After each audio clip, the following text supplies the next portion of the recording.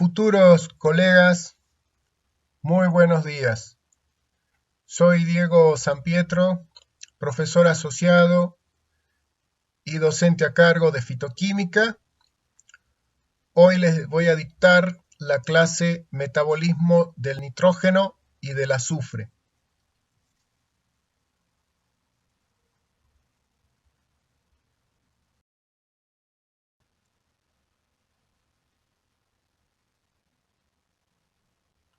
Los contenidos de esta clase corresponden a la unidad 10 del programa de la asignatura.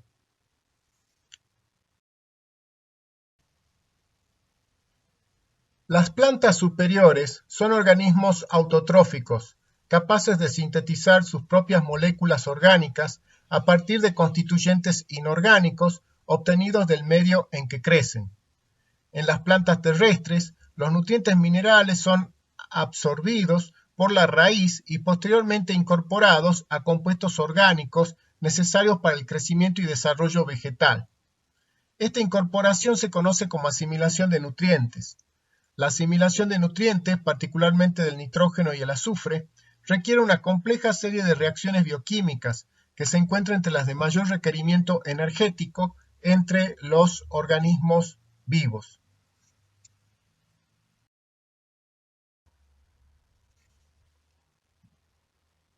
El nitrógeno es el nutriente que más limita el crecimiento de las plantas. Tanto es así que su adquisición y asimilación solo es secundaria a la asimilación del carbono fotosintético. La viabilidad de la germinación de las semillas, la producción de proteínas de alta calidad, alimentos ricos en compuestos proteicos, dependen de la disponibilidad de nitrógeno en el medio y en la planta. En la biosfera, el nitrógeno se encuentra en un 78% como nitrógeno molecular, no disponible directamente para la mayoría de los organismos vivos. El uso del nitrógeno atmosférico requiere romper un triple enlace altamente estable para producir posteriormente nitrato y amonio. Estas reacciones se conocen como reacciones de fijación del nitrógeno. Se pueden producir por procesos industriales y naturales. En la célula vegetal existen numerosos compuestos que contienen nitrógeno. Tal es el caso de aminoácidos que forman las proteínas, nucleósidos, nucleótidos, cofactores y hormonas, además de una gran variedad de metabolitos secundarios, como ser los alcaloides, las aminas, los glicósidos cianogénicos y los glucosinolatos.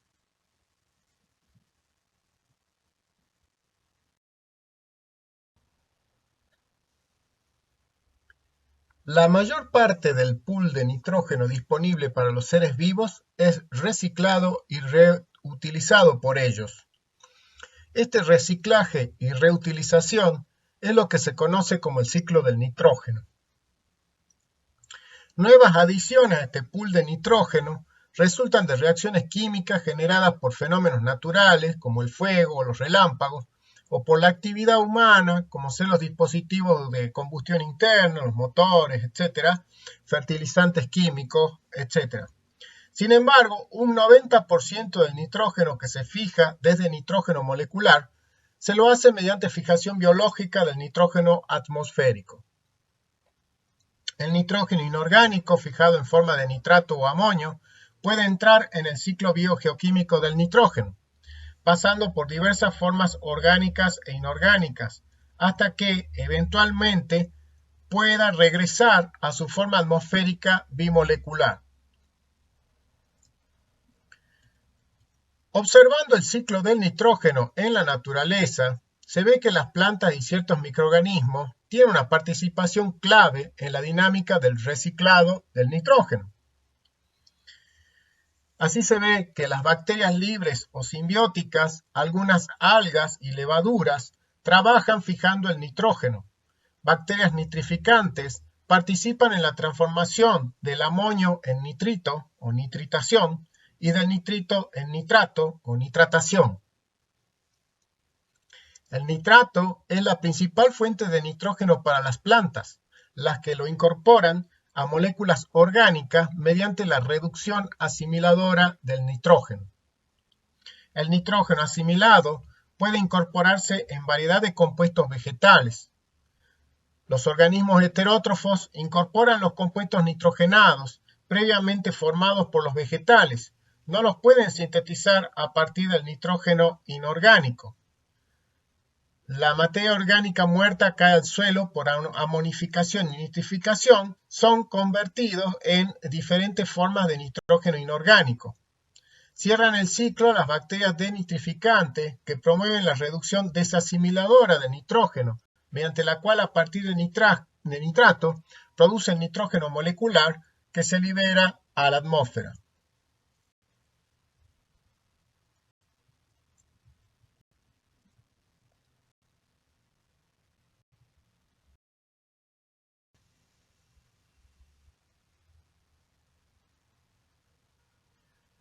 La mayoría de las bacterias fijadoras de nitrógeno son organismos de vida libre. Algunas son capaces de formar asociaciones simbióticas con plantas superiores, proveyendo nitrógeno fijado a cambio de carbohidratos y otros nutrientes. O sea, estas últimas son las bacterias simbióticas. El tipo más común de simbiosis ocurre entre especies vegetales de las familias de las leguminosas y bacterias del suelo de los géneros Rhizobium, Azorhizobium, Bradyrhizobium, Sinorhizobium y Protorhizobium. Estas bacterias son estimuladas para invadir las raíces de las leguminosas susceptibles, donde se transforman en bacterioides y convierten nitrógeno atmosférico en amoníaco que es asimilado por la planta. La planta alberga estos bacteroides en una estructura especializada que son los nódulos radiculares, donde se proporcionan a los bacterioides medio adecuado y nutrientes para la fijación del nitrógeno.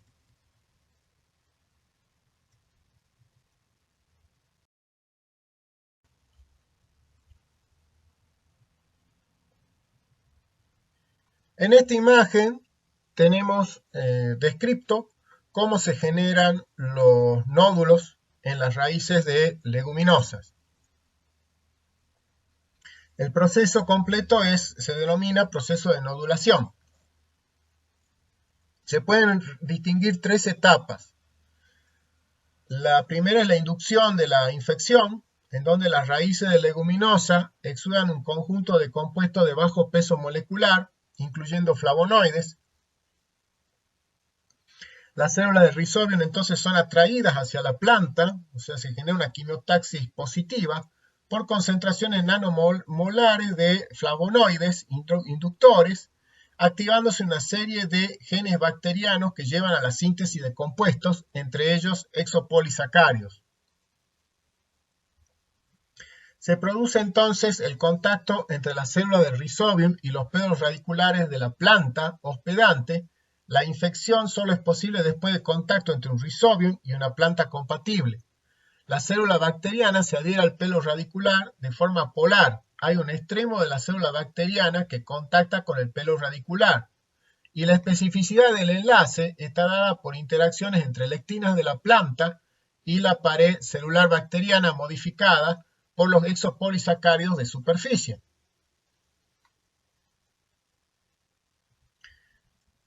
La segunda etapa es la formación del hilo infectivo. Entonces, en respuesta a la unión de Rhizobium al pelo molecular, los pelos radiculares se curvan y atrapan a la bacteria.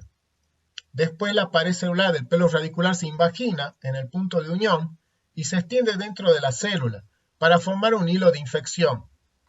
El núcleo de la célula epidérmica emigra hacia el extremo del hilo infectivo y se agranda. Probablemente hay un incremento en actividad transcripcional. A medida que el hilo infectivo progresa a través de las células epidérmicas de la raíz, las células corticales más internas se dividen para formar un nódulo. Por su parte, las células bacterianas también se dividen dentro del hilo infectivo, el cual ramifica y penetra en numerosas células corticales.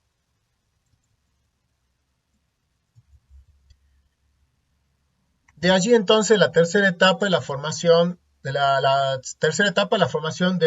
nódulo. Las bacterias se liberan en el interior de las células corticales a través del hilo de infección. Al liberarse, quedan envueltas por una membrana plasmática de la célula de la planta y se depositan de manera compartimentalizada dentro del citoplasma de células corticales. La composición de la membrana plasmática que envuelve los bacterioides se modifica, transformándose en una membrana que se llama peribacteroidal, dentro de la cual permanecen los bacterioides rodeados por el fluido peribacteroidal. Las células rizovianas se dividen y las células infectadas se ensanchan. La división de células corticales se detiene cuando se diferencian en bacterioides que ya fijan el nitrógeno. Todos estos procesos van acompañados de un incremento en los niveles de ARN y proteínas específicas y de otros compuestos que son necesarios para el establecimiento de nódulos funcionales. Las bacterias son células de Rhizobium más grandes que las originales invasoras, tienen enzima nitrogenasa necesaria para la reducción de nitrógeno molecular en amoníaco.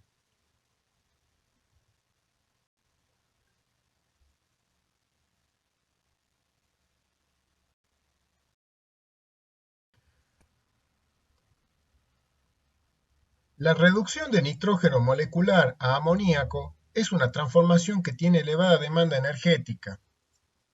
La reducción industrial del nitrógeno se realiza mediante el proceso de Haber-Bosch. Requiere temperaturas y presiones muy altas, además de un catalizador.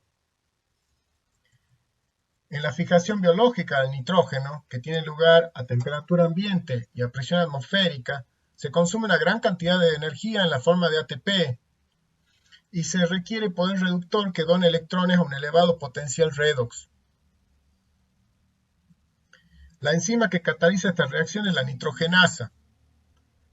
Es un complejo enzimático formado por una hierro-proteína y una hierro-molibdeno-proteína. Ninguna de las dos tiene actividad catalítica por sí misma.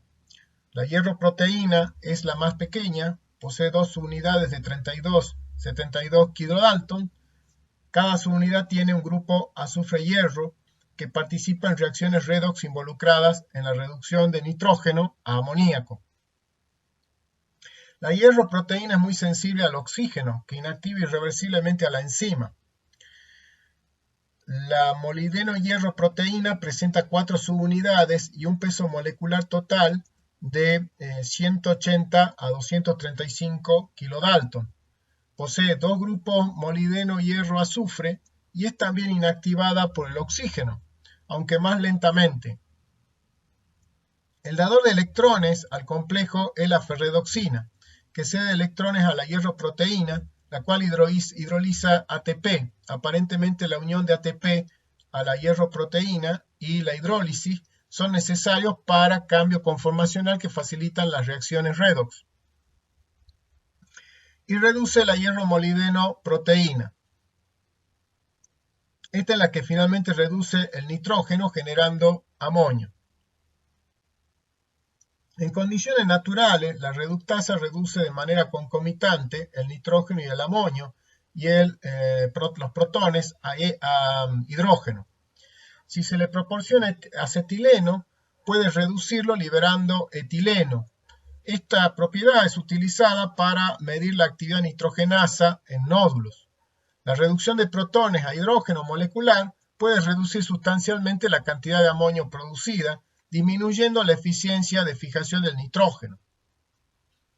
Algunas especies de rizobio contienen hidrogenasa que rompen el hidrógeno, liberando los electrones que son nuevamente utilizados en la reducción del nitrógeno. Los bacterioides necesitan oxígeno para oxidar los compuestos fotosintetizados por las plantas para poder generar el ATP para la fijación del nitrógeno.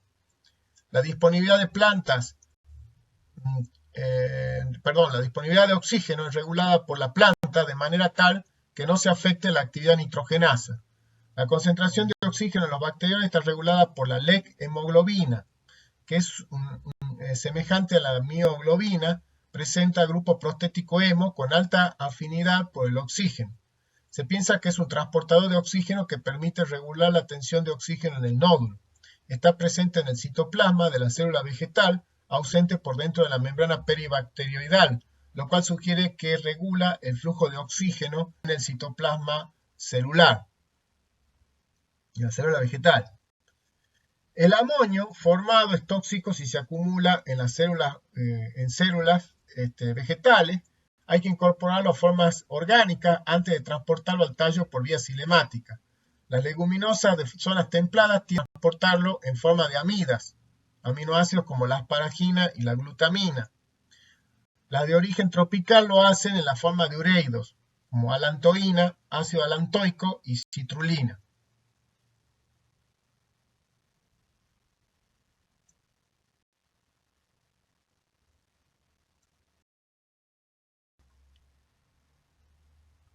El desarrollo de los nódulos fijadores de nitrógeno requiere la expresión coordinada de varios genes bacterianos y genes de la leguminosa que se trate. Entre los genes de Rhizobium están genes NOT requeridos para la inducción y desarrollo del nódulo y genes NIF y FIX necesarios para fijación del nitrógeno. Entre los genes NOT hay algunos que son el NOT-A, el NOT-B y el NOT-C que están presentes en todas las cepas rhizobianas. En cambio, hay presencia de genes NOT específicos de huésped, como NOT-P, NOT-Q, NOT-H, NOT-F, NOT-E y NOT-L, que difieren entre las diferentes especies la presencia de estos difiere entre las diferentes especies de Rhizobium y determinan rangos de hospedadores. NOT aparentemente codifica exopolisacáridos o lipo-quito-oligopolisacáridos bacterianos. Solo NOT-D se expresa constitutivamente y cuando en presencia de los flavonoides de la planta, que son inductores de nodulación, estos se unen a NOT-D y provocan activación de la proteína NOT-D, la cual activada induce la transcripción de los genes, de los restantes genes NOT. Estos últimos tienen regiones promotoras altamente conservadas, que son las cajas NOT, a la cual se une la proteína NOT activada. Los genes NIF están involucrados en la fijación del nitrógeno. Son homólogos a los que se encuentran en bacterias de vida libre fijadoras de nitrógeno. Los genes FIX solo se encuentran en bacterias simbióticas fijadoras de nitrógeno. Algunos de estos genes proporcionan componentes estructurales a la nitrogenasa. Los genes de la planta asociados a la formación de nódulos codifican polipéptidos que se sintetizan durante las fases del desarrollo del nódulo, denominados nodulinas. Las nodulinas se dividen en tres grupos según sus funciones probables. Así tenemos el grupo 1, son componentes estructurales del nódulo.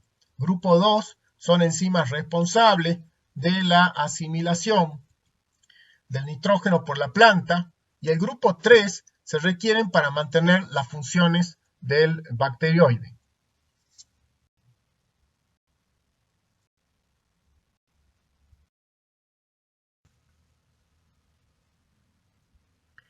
La principal fuente de nitrógeno en las plantas terrestres es el nitrato, que absorben del suelo por las raíces. Para que el nitrógeno presente en el nitrato pueda incorporarse en compuestos orgánicos, es necesario reducirlo. El primer paso en la reducción de nitrato a nitrito ocurre en el citosol y es catalizada por la enzima nitrato reductasa. Después ocurre la reducción de nitrito a amonio por acción de nitrito reductasa, pero esta segunda reacción ocurre en cloroplasto de las células de hojas y los plastios de las células de las raíces.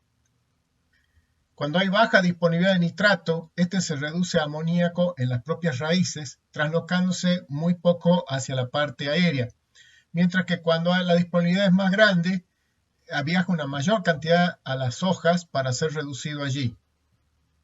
En especies leñosas, la mayor parte del nitrato suele reducirse en las raíces. En las especies herbáceas, la mayor parte del nitrato suele reducirse en las hojas. La nitrato reductasa utiliza NAT-fosfato reducido y NAT reducido. La mayoría de las formas más comunes de nitrato reductasa solamente usan NAT reducido como dador de electrones. La nitrato reductasa de plantas superiores está formada por dos subunidades idénticas, son homodímeros, cada una de peso molecular de 100 kilodalton, y cada una contiene 3 grupos prostéticos. Un FAT, que es flavina adenina dinucleótido, un grupo hemo, y un molibdeno acomplejado a una molécula orgánica llamada pterina. La nitrato reductasa es la principal proteína conteniendo molibdeno en la planta, por lo que la deficiencia de molibdeno hace que se acumule el nitrato en los tejidos porque disminuye la actividad de la enzima. El dominio donde está unido el FAT acepta 2 electrones de NAT reducido o NAT fosfato reducido. Los electrones luego pasan a través del dominio hemo al complejo molibdeno, de donde son transferidos al nitrato.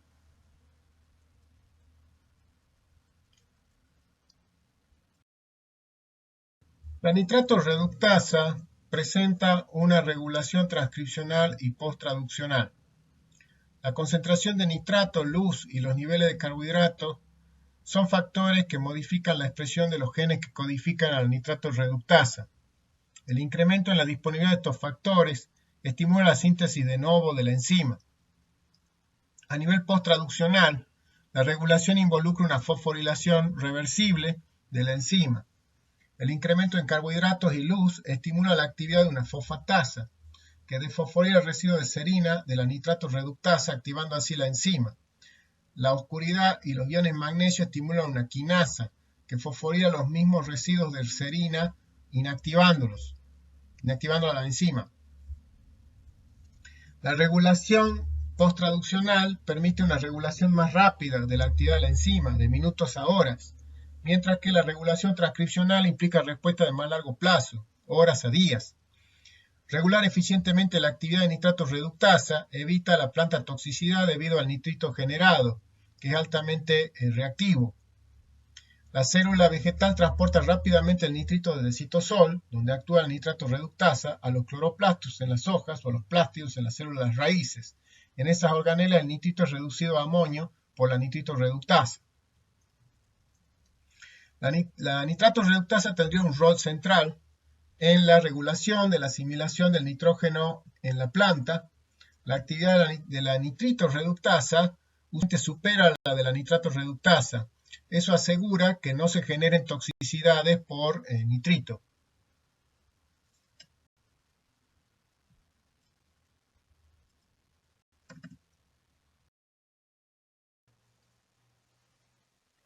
La nitrito reductasa trabaja en cloroplasto de tejidos verdes y en plástido de tejidos no verdes, como ser las raíces.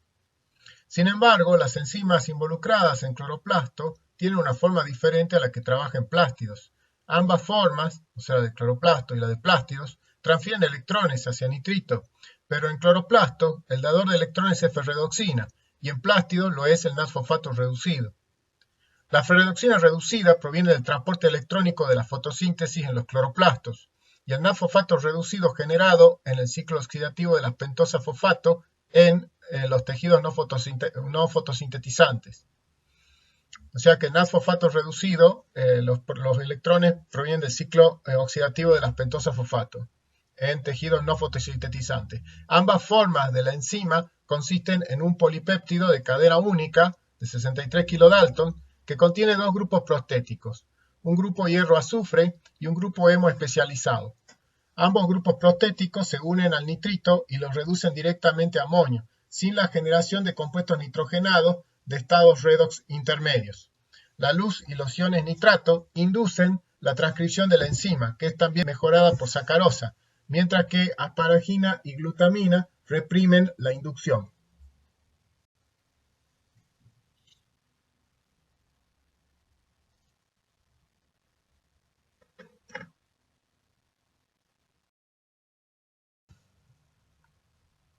La planta puede adquirir amonio principalmente por reducción del nitrato y por fijación de nitrógeno atmosférico.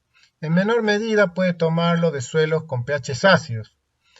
El ion amonio también puede provenir en gran cantidad de procesos metabólicos de la planta, como ser fotorrespiración, catabolismo de asparagina, arginina y ureidos, metabolismo de aminoácidos y metabolismo de proteínas en semillas y hojas senescentes.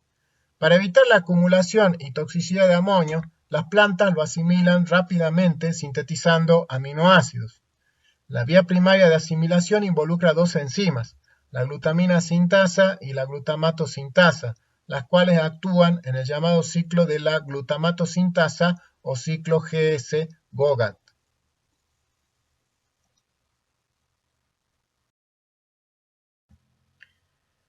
La glutamina sintasa es paso obligado para que se incorpore el amonio aminoácidos en plantas superiores.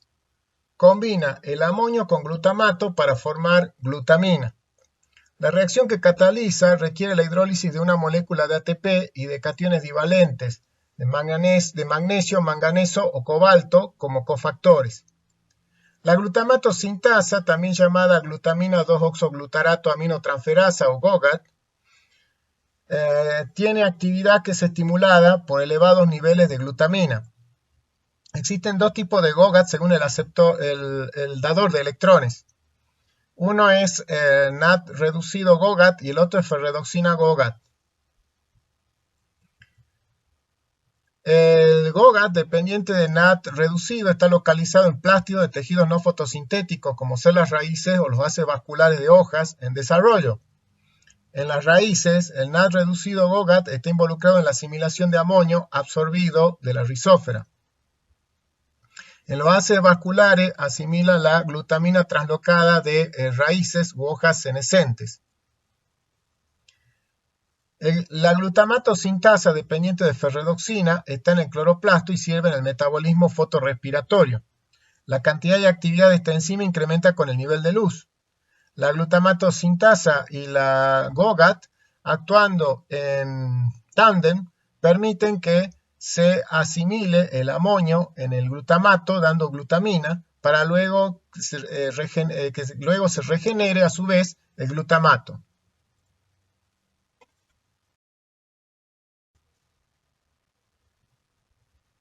El ion amonio también puede ser asimilado por una vía alternativa que es el de la glutamato deshidrogenasa. Esta enzima se encuentra en altas cantidades en mitocondria y cloroplastos, pero su función todavía no se conoce bien. Una vez asimilado el nitrógeno como glutamato o glutamina, se incorpora a otros aminoácidos mediante reacciones de transaminación en reacciones catalizadas por enzimas aminotransferasas en citoplasma, cloroplastos, mitocondrias, glioxisomas y peroxisomas. Un ejemplo es la aspartato aminotransferasa que cataliza la síntesis de aspartato a partir de glutamato y 2-oxaloacetato. El aspartato es un aminoácido importante que interviene en la síntesis proteica. Es necesario para la biosíntesis de otros aminoácidos de la familia del aspartato y cumple varios roles importantes en la célula. La asparagina es un aminoácido originalmente aislado de una especie del género Asparagus, que agrupa a los espárragos. Es importante por su intervención en la síntesis proteica y se usa para el transporte y almacenamiento de nitrógeno. Es importante gracias a su elevada relación nitrógeno-carbono y su estabilidad, lo cual permite que se traslade a grandes distancias en la planta. Su principal vía de síntesis es catalizada por la asparagina sintasa. La asparagina sintasa es citosólica y se presenta en hojas, raíces y nódulos de rizobio.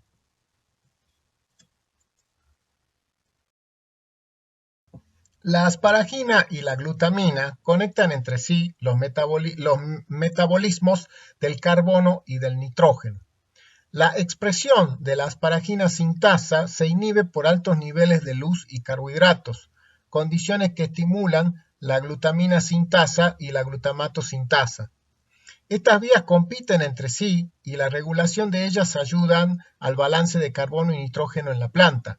Condiciones de alta disponibilidad de luz y carbohidratos inhiben a la asparagina sintasa y estimulan a la glutamina sintasa y la glutamato sintasa, estimulando así la acumulación de nitrógeno en glutamina y glutamato, componentes ricos en carbono que participan en la síntesis de nuevos materiales celulares.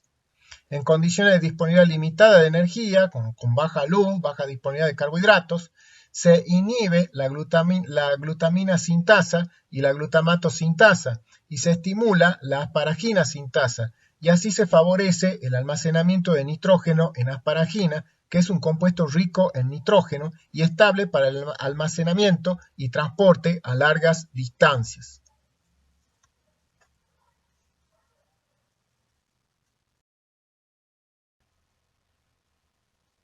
Vamos a hablar ahora de la asimilación del azufre.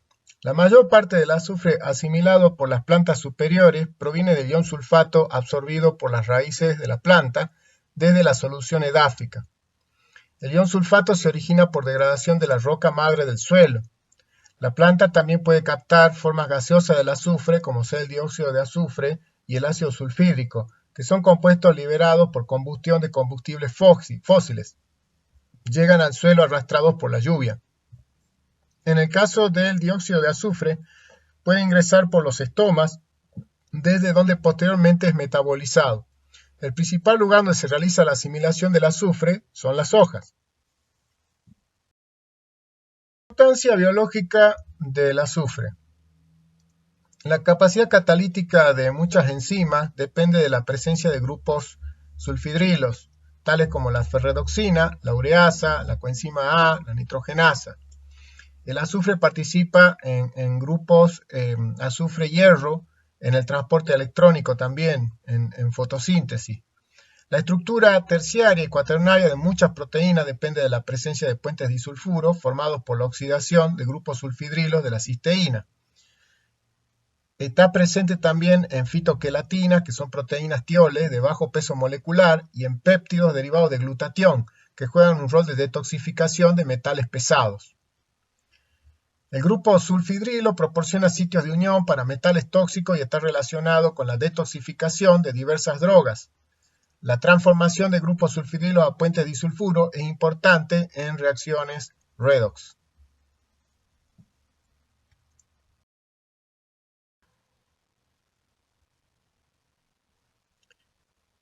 El primer paso en la asimilación del azufre, es decir, en la síntesis de compuestos azufrados orgánicos, es la reducción del sulfato a cisteína. Para que esto ocurra, primero el sulfato debe ser activado, puesto que el ion sulfato como tal es muy estable. Para ello el sulfato debe reaccionar con ATP en una reacción catalizada por ATP sulfurilasa. La reacción en el sentido de la liberación de pirofosfato es energéticamente desfavorable. Para proseguir, la reacción requiere la transformación de sus productos en otros compuestos. De eso se encarga una pirofosfatasa que elimina el pirofosfato al convertirlo en fosfato. La adenosina 5-fosfosulfato quinasa o APS quinasa cataliza la fosforilación de la adenosina 5-fosfosulfato APS a 3-fosfoadenosina 5-fosfosulfato o PAPS. La reducción del azufre se da mayormente en cloroplastos y minoritariamente en citoplasma.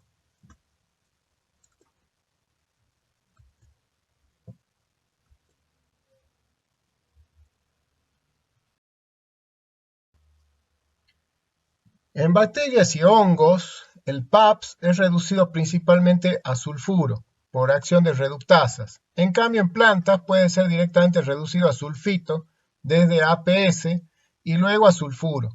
También puede el APS ser convertido a tiosulfonato unido a una enzima y luego reducido a tiosulfuro.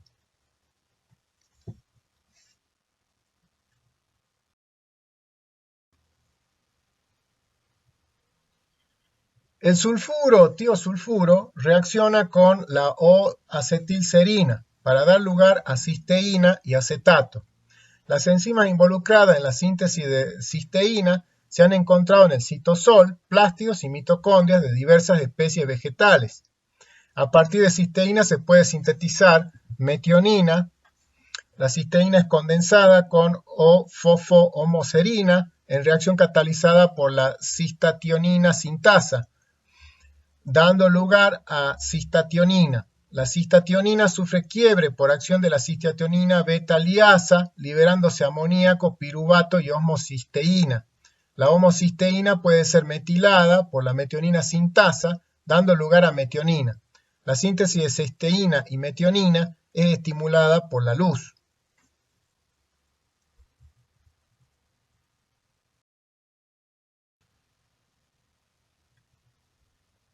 En esta filmina se presenta un resumen de las reacciones involucradas en la asimilación del azufre.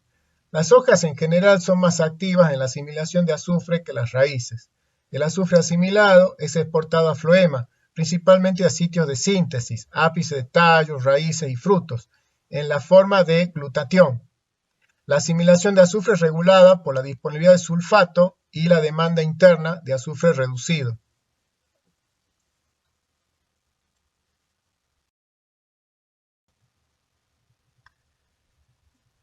El glutatión es el principal producto final de la vía de asimilación reductiva del azufre.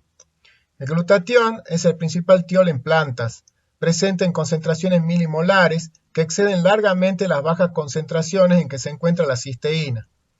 El glutatión y sus derivados están involucrados en el almacenamiento y transporte a largas distancias del azufre reducido, en vía de transducción de señales, en el secuestro de peróxido de hidrógeno y otras formas reactivas de oxígeno, en la detoxificación de xenobióticos, en la activación y conjugación de fenilpropanoides y hormonas, y como sustrato en la síntesis de fitoquelatina.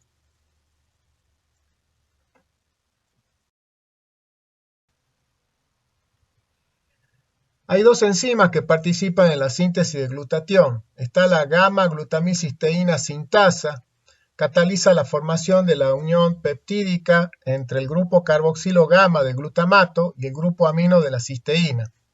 Está la glutatión sintasa, que cataliza la unión peptídica entre el grupo cisteinil carboxílico de gamma-glutamilcisteína y el grupo alfa-amino de la glicina. ATP se hidroliza en cada una de estas reacciones. Ambas enzimas están localizadas en los plásmidos y el citosol, pero no en mitocondria. La regulación de la síntesis de glutatión, podemos decir que bajo condiciones de ausencia de estrés, la formación de gamma-glutamilcisteína es un paso limitante de la síntesis. La enzima gamma-glutamilcisteína sintasa está sujeta tanto a regulación negativa como positiva. La actividad de la enzima está limitada por la concentración de cisteína. La concentración de cisteína y de sulfato incrementan fuertemente la actividad de la enzima.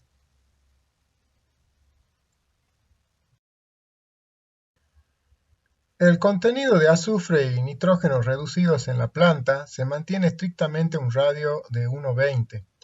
Esto hace suponer que las plantas sincronizan la incorporación y asimilación de sulfato y nitrato, la cual estará también sincronizada con el ritmo de crecimiento. Aunque no se conoce en detalle cómo se coordinan estos metabolismos, es decir, el del nitrógeno con el de azufre, la actividad del APS reductasa se sabe que declina en respuesta a la falta de provisión de nitrógeno. Se ha propuesto un modelo donde la O-acetilserina es la primera candidata a molécula reguladora. Su abundancia está en función de la síntesis del aminoácido serina y del posterior metabolismo de cisteína. Vemos que la formación de cisteína depende entonces de la provisión de OAS, o sea de O-acetilserina, y de azufre reducido.